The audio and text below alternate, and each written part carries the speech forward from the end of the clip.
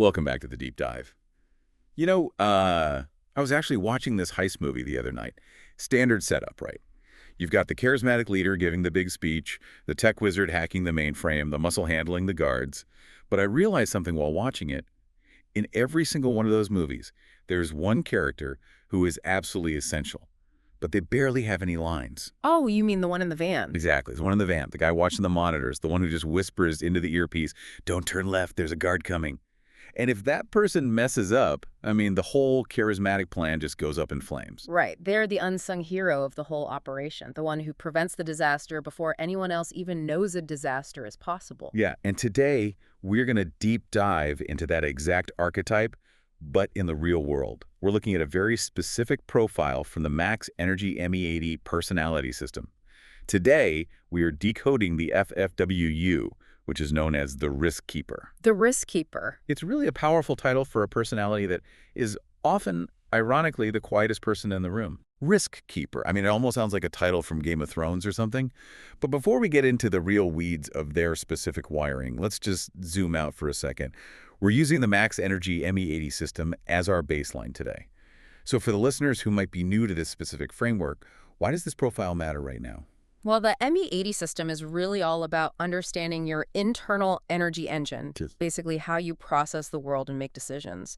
And we live in a culture right now that just celebrates noise. We celebrate the disruptors, right? The loud leaders, the people breaking things to move fast.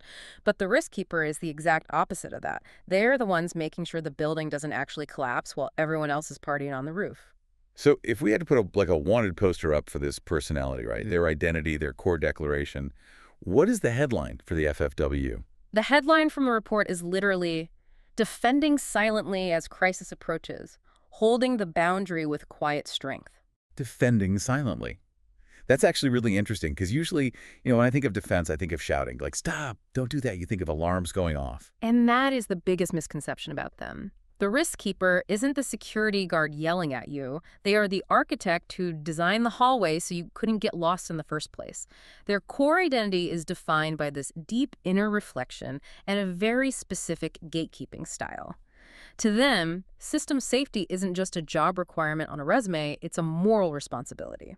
Okay, I want to test this out. Let's put this into a real-world scenario because I think, we probably all know someone exactly like this. Imagine a startup. It's launch day, total chaos everywhere. People are running around, the servers are crashing, the CEO is just screaming for updates. Most people in that situation speed up, right? They panic type. What does the Risk Keeper do? This is their unique control mechanism, their global vision. And honestly, it drives other personality types completely crazy until they finally understand it. When chaos rises, the FFWU Risk Keeper actually chooses to slow down. Wait, they slow down in a crisis. I mean, that sounds like a massive bottleneck. If the building is on fire, I really don't want the person next to me walking slowly to the exit. It feels completely counterintuitive, I know. But think about it from a global vision perspective. When everyone else is panicking, error rates just skyrocket. People make stupid mistakes. The Risk Keeper instinctively hits the brakes. They start filling in the details that everyone else is just skipping over. They are constantly scanning the structure and the processes, and they realize that if they speed up to match the panic, they lose their ability to see the cracks. Ah, okay. So it's a strategic slowdown. It's a philosophy of control. Precisely. They are the shock absorbers of the organization. If you drive a car over a massive pothole at 80 miles per hour, you destroy the axle. The Risk Keeper is the suspension system that absorbs that violent impact so the car can actually keep moving. They guard that baseline completely invisibly to ensure the whole system remains stable. I really like that image, the suspension system, because you don't actually notice it until it breaks, and then you really notice it. Exactly. You feel every single bump. But I want to know how this engine actually works under the hood. We have the energy matrix from the ME80 system here. So for you listening, imagine a radar chart. For the FFWU, this chart has a very specific shape. It really does. In the ME80 system, we look at these distinct layers of the energy matrix, specifically the IP, IQ, and EQ layers, and how they all manifest. For the Risk Keeper, their bearing and logic axis is incredibly dominant. But the most critical thing to visualize on that radar chart is their manifestation layer. Imagine an arrow just pointing dead inward. Inward. Okay, so they aren't projecting all this energy out at other people. No, not at all. Their energy operates by carrying, absorbing, and integrating. Think of a black hole, but, in a good way, Huh. or a gravity well. Information, emotions, potential risks, data, it all gets pulled in, processed, and securely held there. They just don't leak energy. Okay, let's tear this engine apart layer by layer then. I want to start right at the core. The IP layer, which is the inner value layer. Yeah. What is driving them deep down? The IP layer for the FFWU is completely driven by initiation. Initiation. Now I'm a bit confused. Because you literally just said they are quiet, they process inward, and they slow down. Initiation sounds like the extrovert starting the conga line at the office party. Yeah, the word trips people up. It's a very different kind of initiation. It is the initiation of responsibility. They don't wait around to be told to check for safety. You know how in an office there's a spill in the break room and like 10 people walk right past it just assuming the janitor or someone else will clean it up? Yeah, guilty as charged, honestly. Right, most of us are. But the risk keeper is the one who initiates the cleanup without anyone asking or watching. Their internal engine is completely self-starting when it comes to protection and order. They initiate the boundary. They absolutely do not need a manager standing over them saying, hey, make sure we don't get sued on this contract. That drive is native to their inner value layer. So they are entirely self-governing when it comes to maintaining standards. Completely. And this gets really fascinating when we move up to the next layer in the matrix, the IQ layer, which is the emotional activation layer. This is how their brain physically reacts to external stimuli. And what's the setting for them there? Intuition and speed judgment. Stop! You are contradicting yourself again. You just told me they slow down in a crisis. Now you're saying their emotional activation is set to speed judgment. How can you be lightning fast and deliberately slow at the exact same time? That paradox is the defining tension of the risk keeper. And frankly, it's where a lot of their internal stress comes from. Think of a high-speed camera. It captures thousands of frames per second. That is their intuition at work. They see the micro-expression on a client's face in a meeting that says, I'm not buying this. They spot the one tiny typo in a 50-page legal contract instantly. Their perception is blindingly fast. Okay, I get it. So the raw input is fast. The input is incredibly fast. But remember that manifestation layer we talked about? It's inward. So they have this massive wave of high-speed data flooding in, but they don't just blurt it out. They hold it. They process it. That slowing down behavior you see on the outside is actually the containment field for that high-speed intuition on the inside. That makes total sense now. If they reacted to every single micro risk they saw instantly, they'd be completely paralyzed. Yeah. Or worse, they'd paralyze the entire company. Exactly. If they were constantly shouting, hey, don't step there, hey, typo, hey, risky move, they would be unbearable to work with, so they naturally filter it. Let's add the third piece of this matrix then. The EQ layer. The decision calculation layer. How do they actually decide what to do with all that high-speed data? This is where a lot of people misjudge them. They assume the quiet risk keeper is just a robot, just cold, hard, unfeeling logic. But their EQ is actually rooted deeply in emotional perception and resonance. Resonance. That sounds a bit, soft for a risk manager. It is sensitive, yes. But you can't effectively guard a complex human system with just zeros and ones. They feel the underlying stability of the team. If the engineering team is completely burned out, the risk keeper senses that as a massive system failure risk. If a business decision is mathematically logical on paper, but is going to absolutely destroy the team's morale, the risk keeper will flag it as a critical danger. Wow. Okay, so they aren't just protecting the corporate bank account. They are literally protecting the vibe. They are protecting the harmony of the whole ecosystem. Yeah. To them, emotional volatility is a risk, just like financial volatility is a risk. They calculate their decisions based on maintaining a stable, resonant environment for everyone.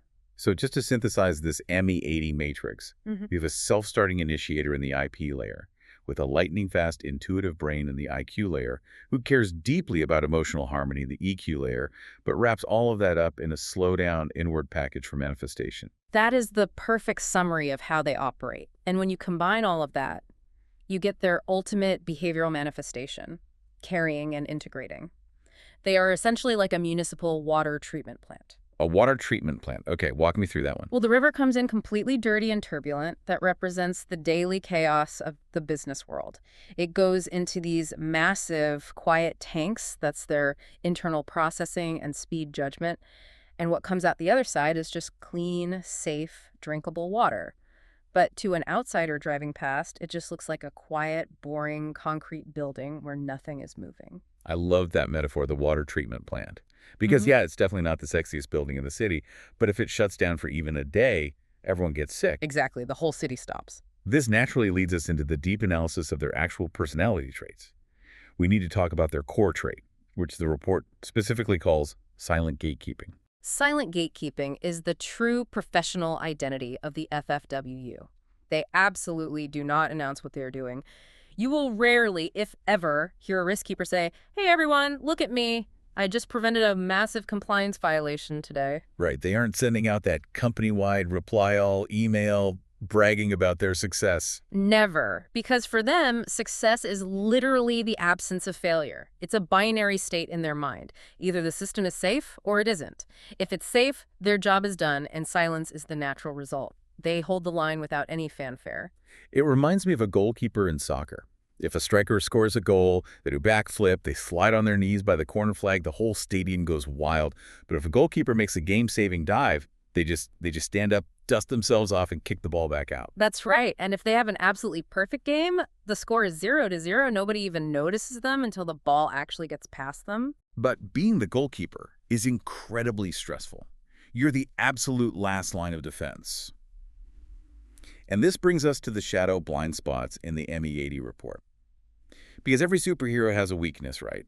What is the human cost of being the risk keeper? The source material calls this their internal pressure accumulation. And this is the part where if you are a manager or a partner listening to this right now, you really need to pay close attention. Let's break that down for everyone. Internal pressure accumulation. Go back to the physics of that radar chart.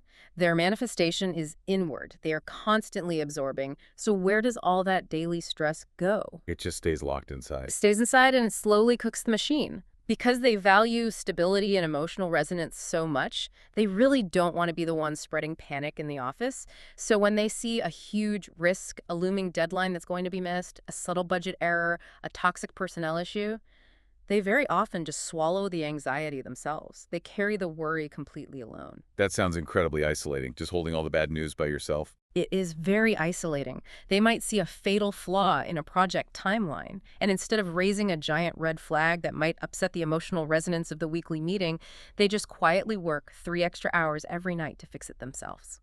And the rest of the team has absolutely no idea. No idea at all. The rest of the team is sitting there thinking, wow, this project is going so smoothly. We are absolute geniuses. Meanwhile, the risk keeper is dealing with constantly high cortisol levels, grinding their teeth at night and just accumulating all this invisible pressure. And eventually, that pressure vessel has to burst, right? It does. Either they burst and have a sudden breakdown, or they just quietly burn out and resign one Tuesday. And then suddenly, the company starts making these massive, catastrophic mistakes, and no one can figure out why. That's a really heavy burden. That phrase, worries often carried alone, it completely changes how I view that quiet person sitting in the corner of the office. They aren't disengaged. They might actually be overengaged internally. Precisely. They're doing the heavy lifting in their head. So how does this play out in their social dynamics and relationships? If they are carrying all this internal pressure, are they actually fun to be around? The ME80 report mentioned something about behind-the-scenes support. They are honestly the best kind of friend to have, but you're right, they aren't going to be the life of the party. In a social setting, the risk keeper isn't the one standing on the table telling loud jokes. They're the one quietly checking if the restaurant bill was calculated correctly, making sure everyone has a safe Uber home, and checking if the venue itself is secure. They are basically the designated driver of life. They really are, and by doing that, they make the rest of us look so good. They provide the stable platform that allows the star performers, the extroverts, the wild creatives to shine without constantly tripping over their own shoelaces. They are always guarding from behind. I feel like we should all send a thank you card to every risk keeper we know after this. Yeah. But let's pivot to the hard numbers for a second. The business value. If I'm a CEO listening to this, why do I actively want to hire an FFWU? The ROI of a risk keeper is absolutely immense, but it's notoriously hard to measure on a standard corporate spreadsheet. Because if you measure them by, say, the number of crazy, new, wild ideas they pitch in a brainstorming session, they will fail that metric every time. Right, because they aren't the idea guys. They are the execution and safety guys. Exactly. The key metric for them is fewer collapses and significantly less rework. Their ultimate business value is most visible when the systems just don't crash. It's the millions of dollars your company saves by not having a massive data breach lawsuit. It's the 3 weeks of engineering work you save by not having to completely redo a product launch because someone missed a tiny regulatory detail. It's that paradox again. Their biggest contribution to the bottom line is that nothing happened. A boring, uneventful day in a complex business is very often the direct result of a brilliant risk keeper doing their job perfectly. So practically speaking, then, where do we put them? If I have an empty seat on the corporate bus, what are the recommended professional fields we should be looking at for this specific profile? You want them in positions where the details really matter and where the consequences of failure are very real. System and process management is huge for them. They love a really good process flow because to them, a well-designed process is just a mechanism to naturally control risk. Right, it's a safety rail so people don't fall off the cliff. Exactly. Also, risk control and review. Things like audit teams, compliance officers, quality assurance testing, and back-end operations and support. They absolutely thrive in the back end because they can expertly control the machinery of the business without the emotional exhaustion of having to perform for a client on the front stage. The report also specifically mentions any team requiring stability and security. Yeah, think IT security, financial controlling, deep legal review. Any environment where saying, oops, my bad, is simply not an acceptable outcome. That is the natural habitat where the FFWU truly shines. You know, we talk so much in corporate culture right now about diversity in teams. And usually people just mean background or experience. But neurodiversity or personality diversity, like we're talking about today, is so incredibly key here. Because a team made up entirely of loud initiators and disruptors just creates a lot of noise and then drives the bus right off a cliff. A company full of disruptors with zero risk keepers is really just a company that burns through all its venture capital and explodes in about 6 months.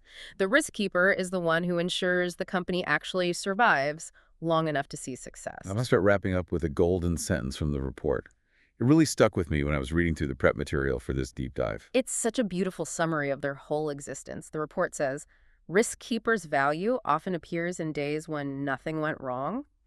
That quiet yet genuine safety sense is precisely what their existence means. That quiet yet genuine safety sense. It's really not flashy, but it is just so fundamental to everything we do. It's the foundation. You just can't build a massive skyscraper without a foundation that settles deep into the earth and simply doesn't move. The risk keeper is that unshakable foundation. So here is my provocative thought for you, the listener, today. Take a look at your team at work. Take a look at your own family dynamics. Who is the person constantly ensuring that the wheels don't fall off? Who is the one quietly fixing all the little details so that you don't have to worry about them? And, more importantly, have you actually thanked them for the disasters that didn't happen? It feels like a weird thing to say out loud. Hey, thanks for the fact that we didn't get sued or go bankrupt today. But to a risk keeper, that kind of acknowledgement is the absolute highest form of praise. It really is. And if you are the risk keeper listening to this right now, we see you. We truly appreciate the safety and the silence you create for the rest of us. But please, for your own sake, let a little bit of that internal pressure out. You really don't have to hold the whole sky up by yourself. Absolutely. Open the valve occasionally. The system can handle it, I promise. Now, we've covered a lot of ground today, but the Max Energy ME80 personality system is incredibly deep and nuanced. This FFWU profile is just one of many. If you want to understand your own full matrix or actually see that inward-pointing radar chart we talked about, you really should check out the official source. Yes, this entire deep dive is based on the Max Energy ME80 Personality Assessment Report. You can visit their official website directly at www.maxenergylife.com to learn more. And I know we have listeners literally all over the world tuning in. If you want to dig into the community discussions or just find more resources, you can search on Facebook. The key terms to look for are Max Energy, followed by the Chinese characters for polyenergy personality. Right. Or you can specifically search for Max Energy too. Or you can also look up ME80, and both will get you to the right place. We will make sure to put all those specific search terms and links right in the show notes so you don't have to try and memorize them if you're driving right now. But really, looking into that energy matrix visual we discussed is so worth it. It completely changes the conversation from, why are you being so quiet, to thank you so much for your processing power. And that is a conversation every team definitely needs to be having. Thank you so much for joining us on this deep dive into the silent guardians of our systems. Until next time, keep scanning the horizon. Stay safe out there.